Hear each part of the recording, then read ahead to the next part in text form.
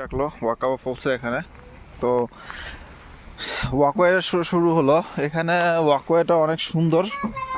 তো আস্তে আস্তে আমরা নিচে নামতেছি এবং মেঘের কারণে আসলে কিছুই দেখা যাচ্ছে না। মেঘের কারণে পুরোটা ঠিকই আছে আশেপাশে, এবং ধীরে ধীরে সিঁড়ি বেয়ে বেয়ে নিচে নামছি। আর মেঘগুলো খুব সুন্দরভাবে পাস করতেছে।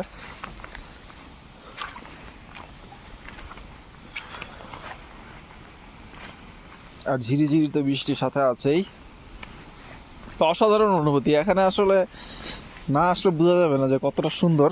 এবং এদিকে কিছু ঘর আছে, তাদের তাঁবুর মতো টেন্ট, হয়তো বা এগুলোতে থাকাও যেতে পারে। তো এখানে কিছু টেন্ট আছে এবং এখানেও ওয়াকওয়ে আছে। সো এখানে বলছে যে সেলফি ডেঞ্জার জোন। সো কেউ সেলফি যদি তুলে তাহলে সাবধানে তুলতে হবে। এখানে দোলনাও আছে, কেউ যে দোল খাইতে চায় তাহলে হচ্ছে গিয়ে দোল খাইতে পারে।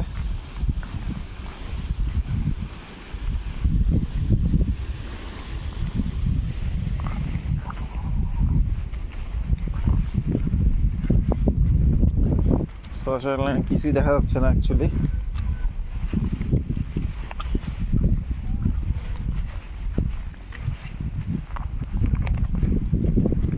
পুরো মেঘের ভেলায় আমরা আসলে বন্দি, এটুক বলতে পারি।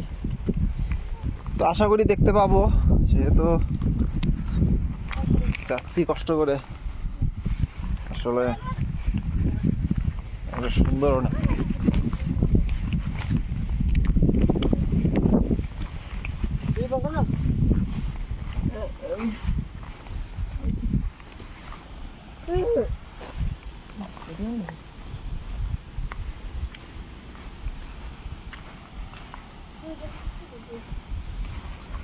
এখন কিছুই দেখা যাচ্ছে না, পুরোটা ঢেকে আছে এবং সামনে হচ্ছে একটা ফলের শব্দ পাওয়া যাচ্ছে। তো এগিয়ে যেতে থাকি, দেখা যাক কি হয়।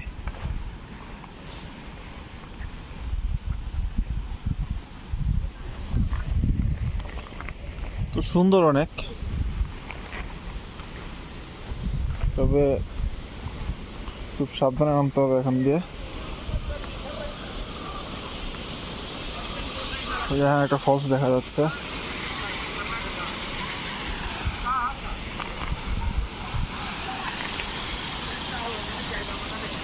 তো এখানে ফলসটা দেখা যাচ্ছে, সুন্দর অনেক।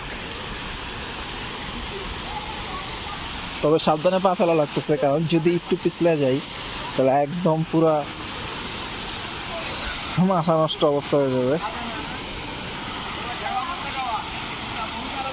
তো you have to walk very carefully.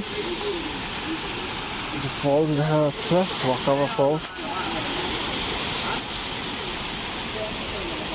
ফলসটা সুন্দর আসলে, বলার অপেক্ষাই রাখে না। তবে আসলে অনেক পানি।